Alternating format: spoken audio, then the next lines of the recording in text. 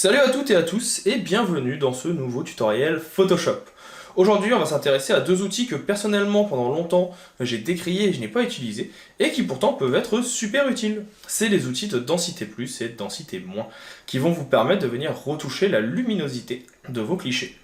Mais de base, bien que ce soit des outils que l'on considère comme destructifs, il faut savoir qu'il y a des petites façons de les utiliser pour que ça ne se soit pas. Donc aujourd'hui, je vous invite à venir découvrir tout cela.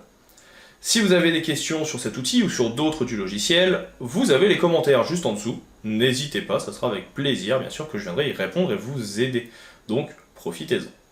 Dans tous les cas, j'espère que cette vidéo vous plaira. Si c'est le cas, abonnement, partage et like, ça permet à la chaîne de continuer d'avancer.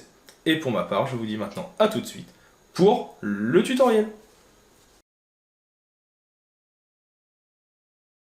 Partons donc à la découverte de ces outils de retouche de lumière que pendant longtemps j'ai moi-même dénigré et que je trouve maintenant de plus en plus intéressant. En tout cas, ça dépend des situations. Je parle bien sûr des outils de densité plus et de densité moins. Donc je vais vous réexpliquer rapidement dans cette vidéo comment ils fonctionnent, comment les utiliser et surtout comment les utiliser de façon non destructive. Parce que le gros souci de ces outils, c'est qu'en général, ils sont destructifs avec les photos. On en profite pour aussi rappeler également que les photos qui sont utilisées dans le tutoriel sont des photos qui viennent de Unsplash. Elles sont donc libres de droit. Si vous voulez reproduire exactement la même chose que le tutoriel, vous avez donc le site Unsplash. Ici, comme on est sur de la découverte d'outils, vous n'êtes pas obligé forcément d'avoir la même, sachez-le. Alors, du coup, où sont déjà ces outils de densité? Vous les avez ici, en venant faire un petit clic droit. Vous avez densité moins et densité plus. Le densité moins, c'est un outil qui va permettre de modifier la luminosité. C'est-à-dire qu'il va permettre de venir réduire, ou plutôt éclaircir une photo. Le densité plus, donc qui est lui représenté par une petite main, va permettre de venir assombrir, à l'inverse, une photo. Alors je crois que c'est dans ce sens-là. Je vous avoue que sans les essayer, j'ai tendance à confondre. Comme je le disais tout à l'heure, ce sont des outils qui sont destructifs. Donc je vais venir faire un CTRL J pour dupliquer mon calque ici d'arrière-plan et ainsi pouvoir travailler sur la photo sans impacter la photo de base. Et sur mon calque 1 ici, donc je vais pouvoir venir prendre mon outil de densité. Il fonctionne de façon assez simple. Vous pouvez faire un clic droit et vous retrouvez ici les spécificités de pinceau. La possibilité d'augmenter ou non l'épaisseur ou la dureté pour avoir quelque chose de plus ou moins net. Une fois que vous avez défini cela, vous allez pouvoir venir peindre. Vous avez en haut des paramètres dans la barre d'options qui sont la gamme, l'exposition et l'orientation de votre pinceau. Dans les tons, vous avez foncé, moyen et clair. Là pour l'instant, nous sommes en clair. Et si je viens peindre, vous voyez que ça vient éclaircir ici énormément ma photo. Ça me permet de vous expliquer en quoi cela est destructif, tout simplement parce que si je viens peindre plusieurs fois au même endroit, vous voyez qu'on a un sacré coup de soleil qui a été donné à notre personnage. Bien sûr, il est possible de revenir en arrière. Donc pour ça, on fait un petit CTRL Z plusieurs fois, et il faudra le faire autant de fois que vous souhaiterez revenir en arrière.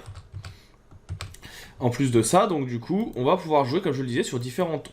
Le ton moyen va permettre sur des zones assez classiques dont l'exposition lumineuse n'est pas trop forte, de pouvoir venir éclaircir la photo. Donc là vous voyez que très rapidement, je suis venu éclaircir celle-ci. En venant jouer sur les tons foncés, on va pouvoir venir accentuer sur les zones justement qui sont très très sombres. Donc par exemple ici, la barbe. Ça permet de faire ressortir du détail. Et dans les tons clairs, on va en général plutôt jouer sur des éléments qui vont être eux déjà de base un petit peu clairs pour venir les accentuer. Là, je vais faire Alt, clic droit pour venir agrandir mon pinceau. Et donc, vous voyez que ça va permettre, par exemple, d'éclaircir le fond. Si je n'avais pas mis clair, si j'avais mis moyen, on aurait eu quelque chose de beaucoup plus doux. Et il aurait fallu y repasser à plusieurs fois. Vous pouvez aussi jouer sur le principe d'exposition. Donc là, si j'augmente mon exposition, eh bien, ça veut dire qu'il va y avoir plus de luminosité et plus de retouche qui va être mis en place. Pareil, si je prends ici mon ton clair, vous voyez que ça éclaircit beaucoup plus. Ça va permettre aussi de saturer beaucoup plus ma photo. Donc c'est quelque chose qui peut être intéressant si vous voulez avoir un effet graphique spécifique. A l'inverse, donc là je vais le noter, c'est densité moins. A l'inverse, on peut avoir donc un densité plus. densité plus, je vais refaire ici un CTRL J sur mon calque d'origine. Densité, on va le nommer tout de suite densité plus. Et on va pouvoir venir faire la même chose. Ton foncé, ton moyen, ton clair. Sauf que cette fois, au lieu de venir éclaircir, c'est quelque chose qui va permettre de venir assombrir la photo. Donc là, vous voyez que on va avoir un effet très très noir qui apparaît, parce qu'on est sur des tons clairs. Encore une fois, c'est quelque chose qui va être très très fort, le ton clair. Le ton moyen, il va permettre d'avoir quelque chose un peu plus doux, pour vraiment venir retravailler les différentes ombres. Vous allez pouvoir venir donc ainsi dézoomer et retoucher petit à petit votre effet, votre composition. Et donc là, vous voyez que ça va assez vite, et encore une fois, on peut venir retravailler la lumière. Comme je le disais tout à l'heure, le problème de cette technique et de cet outil, ou de ces deux outils, c'est le côté destructif. J'ai travaillé ici sur ma photo densité, malheureusement, si je l'avais fait sur l'arrière-plan, j'aurais été piégé. Il y a une petite technique qui permet de pallier à ça.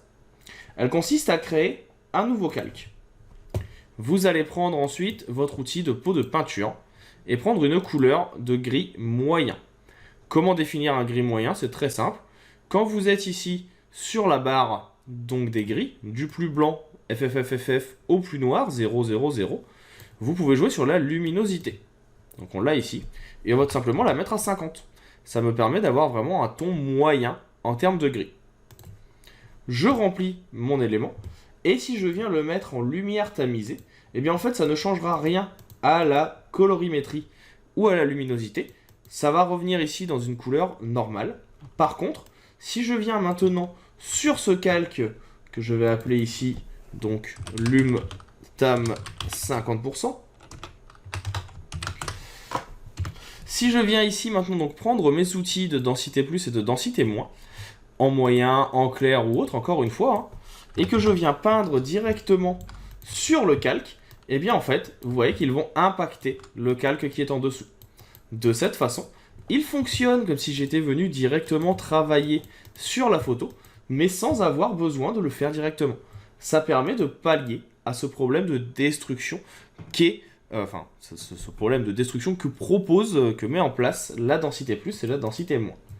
Si vous regardez dans la vignette ici, je vais vous l'agrandir en venant dans options de panneau et en nous mettant en grand, vous pouvez voir donc que vous avez ici en fait le blanc qui apparaît, c'est des endroits où on ajoute de la lumière, que si vous êtes en ton foncé, je vais le faire ici pour que ça soit visible, c'est beaucoup plus doux, ça va être quelque chose qui va être en fait, il va falloir passer plusieurs fois, de cette façon, on va avoir donc notre blanc qui apparaît.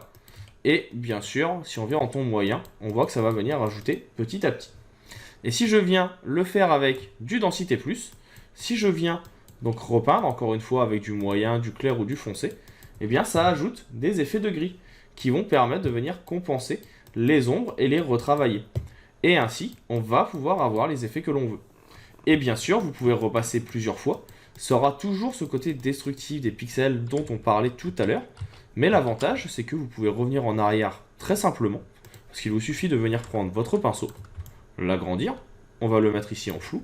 Et si l'effet que vous avez mis en haut ne vous plaît pas, vous venez peindre tout simplement avec la couleur à 50%. Et en fait, ça permet de venir réinitialiser ce qu'on a fait. Donc c'est très très simple. Et ça va très très vite. Et ça permet de faire des retouches sélectives très très rapidement et très simplement. Donc voilà pour cette petite vidéo sur les outils de densité plus, densité moins.